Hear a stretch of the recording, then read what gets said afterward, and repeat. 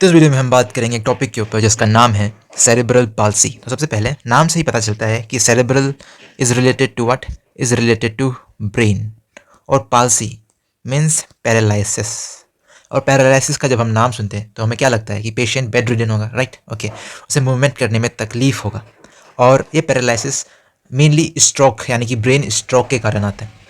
और cerebral palsy भी कुछ ब्रेन से ही रिलेटेड एक कंडीशन है जिसके कारण पेशेंट जो अफेक्टेड बच्चे होते हैं या अफेक्टेड एडल्ट होते हैं उन्हें मूव कर पाने में बहुत तकलीफ होती है। For example you can see this video, this person और this child is trying to move, okay, लेकिन मूव नहीं कर पा रहा, उसका हाथ कांप रहा है, मूवमेंट वो एक जगह रख नहीं पा रहा, ओके, वो आगे जा रहा है पीछे जा रहा है, पर इट्स जस्ट दैट वो गिर जाएगा थोड़ी देर में, ऐसा लग रहा है। ओके, तो ये होता क्यों है, इसका कारण क्या है, किस कारण से ये होता है, इस वीडियो में हम इसके बारे में जानेंगे। And also the treatment, like ऐसे बच्चे बड़े होके क्या कर सकते हैं।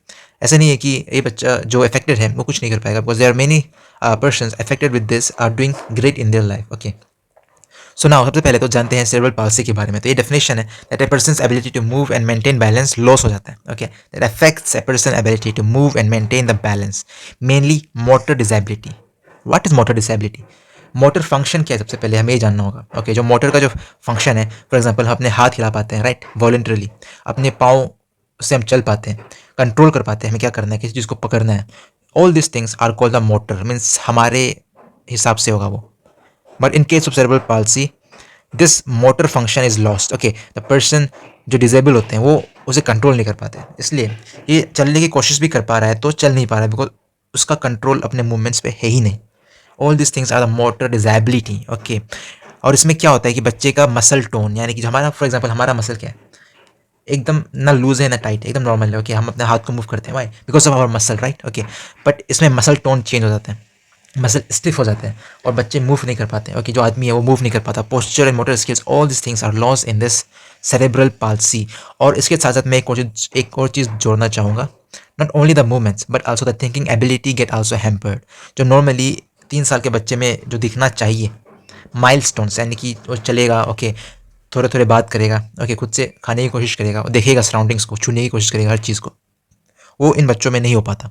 This is in medical term we term as the milestone. Okay, तो वो बच्चे का माइलस्टोन जो होना चाहिए 3 साल में वो नहीं हो पाता। Okay, so all this things are very affected in this individual.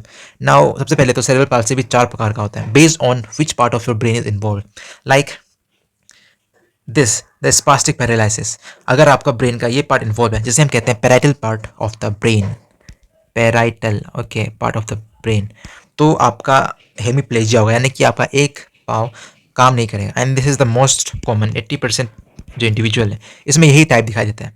दूसरा है डिसकाइनेटिक। डिसकाइनेटिक में ऑफकोर्स मूवमेंट हाथ का जहाँ तहाँ होगा, ओके, कंट्रोल नहीं होगा, किसी को भी आप थप्पड़ मार दोगे कि मतलब ऐसा तो नहीं होगा थप्पड़ मार दोगे, पर कहीं भी हाथ मूव करेगा, पाँव मूव करेगा। This is called the dyskinetic. Okay, it mainly affects the temporal part of the brain. Okay, ataxic मतलब चल नहीं पाएगा। ओके, और हमारा चलना मेनली इस पोर्शन ऑफ द ब्रेन से लोकेटेड है, जिसे हम कहते हैं सेरेबेलम। ओके, आपने भी सुना होगा कि कोई सर के बल पीछे गिर गया, ओके, और उसकी मौत हो गई। वाई? बिकॉज जो हमारा ब्रेन है, ओके, सबसे बड़ा पार्ट ब्रेन का ऑफकोर्स ये है, ओके, पर हमारा second part of the brain है ये, जिसको हम कहते हैं सेरेबेलम।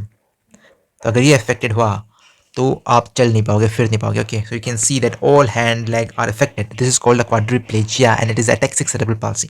और मिक्स में सब कुछ प्रेजेंट होगा, it is the most dangerous part. Now symptoms of cerebral palsy क्या होगा? सिम्टम्स, क्योंकि ये कोई ब्लड रिपोर्ट में नहीं आएगा। फॉर एग्जाम्पल कोई बच्चा पैदा हुआ वो एकदम नॉर्मली दिखेगा, ओके, पर किस चीज़ से हमें पता चलेगा? वो मेरी डॉक्टर को पता चल जाएगा कि अगर इस बच्चे में कुछ प्रॉब्लम है। Okay, since there is no medical test, क्योंकि कुछ बीमारी के कारण नहीं है, मतलब बीमारी पहले था, में भी हो सकता है, बाद में बात करेंगे कारण के बारे में। बट या इसे कैसे डायग्नोस करें या कैसे पता करें कि आपके बच्चे को है कि नहीं? So there are some features, right? Okay, like muscle tightness और स्टिफनेस, तो मोबिलिटी और मूवमेंट नहीं कर पाएगा बच्चा। ओके, अनकंट्रोलेबल मूवमेंट होगा, अपने आप हाथ इधर उधर जाएंगे, जिसको हम कहते हैं डिसकाइनेटिक। ओके, डिसकाइनेटिक, बच्चे का पाँव अगर वो चलना भी चाह रहा होगा तो हाथ सपोर्ट नहीं करेगा। Poor coordination and balance and speech and swelling difficulties, यानी कि बच्चे को बात करने में बहुत तकलीफ है, वो बात ही नहीं कर पाएगा और कुछ खा भी नहीं पाएगा, बिना सपोर्ट के उसे खिला पाना ये सब बहुत मुश्किल होगा, और बोल नहीं पाएगा। तो डॉक्टर्स इसको ही देख के डायग्नोस कर पाएंगे कि बच्चे में कुछ तो गड़बड़ है। Now it can be other mental issues और the things like cerebral palsy too. Okay, तो ऐसा ही डायग्नोस होता है ये common symptoms like cognitive impairment. और ऐसा नहीं है कि इन बच्चों का कुछ नहीं हो सकता, there are many institution which provide them a great care. Okay, उन्हें खाना चलना, कपड़े पहनना, बेसिक चीज़ सिखाया जा सकता है। अगर अर्ली एज में ट्राई किया जाए तो बहुत अच्छा हो सकता है उनका कंडीशन, बट बहुत लोगों को पता नहीं है। बट या there are many institution which help. Okay, so यही है कॉमन सिम्टम्स, लेकिन इसको ट्रीट किया जा सकता है अगर आप बचपन से इसे ध्यान में दो। ओके, अब काउजेस क्या है, ऐसा होता क्यों है? इसका रीज़न अभी तक मेडिकल साइंस को इतना अच्छे से पता नहीं है, but there are some theories और we think it can happen. सबसे पहले तो इन्फेक्शन ड्यूरिंग प्रेगनेंसी। अगर किसी माँ को प्रेगनेंसी के समय कुछ वायरल इन्फेक्शन हुआ, for example rubella, chicken pox, तो बच्चे के दिमाग को ये अफेक्ट कर सकता है और इसके कारण सेरेब्रल पाल्सी हो सकता है। और कॉम्प्लिकेशन ड्यूरिंग बर्थ, जब बच्चा पैदा हो रहा हो तब बाई चांस बच्चे को खून ऑक्सीजन मिलना बंद हो गया हो, जिसका कारण ब्रेन इफेक्ट हो सकता है। ओके, और बच्चा को फिर again the symptoms can appear called the cerebral palsy. या प्रीमेच्योर बर्थ, समय से पहले अगर बच्चा पैदा हो जाए, उसे सही जगह ध्यान ना रखा जाए तो इसके कारण भी ब्रेन इंजरी हो सकता है और it can cause cerebral palsy. और ट्रॉमा और इन्फेक्शन, अगेन इन्फेक्शन का बात कर ही दिया मैंने, लाइक चिकन पॉक्स वगैरह ये सब, या कभी चोट लग गया बच्चे को। Okay, also it can affect the child's ability and it can cause the cerebral palsy. So treatment क्या है? Since there is no medications which will completely cure this treatment, तो अगर कोई बोले कि मैं आपके बच्चे को ठीक कर दूंगा, इतने पैसे दो, तो मत देना, बिकॉज इसका कोई ट्रीटमेंट है ही नहीं। All these are the symptomatic treatment, कि कुछ प्रॉब्लम तकलीफ कम हो जाए, पर बच्चा पूरा तरह से ठीक हो पाएगा ऐसा कुछ नहीं। बट यार अभी इंप्रूवमेंट हो रहा है ऑफकोर्स, एंड ऐसा माना जा रहा है कि आगे आने वाले समय में ये ट्रीटमेंट एकदम पॉसिबल होगा, because there are many chips जो हम ब्रेन में इम्प्लांट कर सकते हैं और बच्चा ठीक हो सकता है। Okay, so there are of course inventions are going on, but अभी ऐसा कोई मेडिकेशन नहीं है। तो अगर कोई बोले पैसा ले तो बिल्कुल भी मत देना। तो ट्रीटमेंट क्या होगा? फिजिकल थेरेपी होगा। सिंस बच्चा चल नहीं पाएगा, बोल नहीं पाएगा, तो उसका मसल्स एट्रोफीड हो जाएंगे, मसल्स काम नहीं करेंगे तो खत्म हो जाएंगे, तो जिसका कारण उसे छोटा मोटा एक्सरसाइज करते रहना चाहिए। और फिजिकल थेरेपी में यही होगा, like physiotherapy only. So physical therapy एक ट्रीटमेंट है।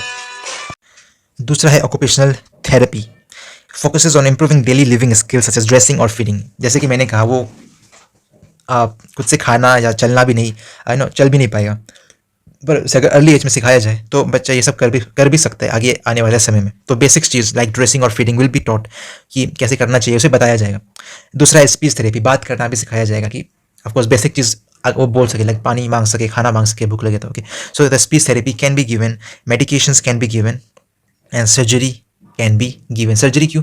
लाइक मसल अगर टाइट हो गया तो उसे सर्जरी करके हम ठीक कर सकते हैं, रिलैक्स कर सकते हैं। So this are some of the things which we can do in case of this cerebral palsy. Now of course research and advancement, जैसे कि मैंने कहा, हो रहा है, and it might be treated in the future. Okay, but ऐसा नहीं है कि जो बच्चे को ऐसा कुछ प्रॉब्लम है वो कुछ नहीं कर पाते। बहुत कुछ बड़े बड़े आदमी हैं जिनको उसी तरह का कंडीशन था। फॉर एग्जाम्पल, इसे तो सब जानते हैं ना, क्या कौन नहीं है? सो इनको पता है क्या था? इनको था ALS, उसी तरह का बीमारी है जिसमें वो चल नहीं पाते थे, ये व्हील चेयर में थे, Stephen Hawking. Okay, but he has the greatest IQ in this century. Okay, of course ये इस दुनिया में नहीं रहे, पर इन्होंने बहुत सारा कुछ इन्वेंशन किया। ओके, सो अगर प्रॉपर केयर दिया जाए तो they can do anything, like he has done many thing. उन्हें सेरेब्रल पाल्सी नहीं था, उन्हें ALS था, बट या सिमिलर कंडीशन जहाँ वो बोल भी नहीं पाते थे, चल भी नहीं पाते थे, विथ ओनली वन फिंगर ही had done the miracles. Okay, so यही है इस वीडियो में। So thank you so much.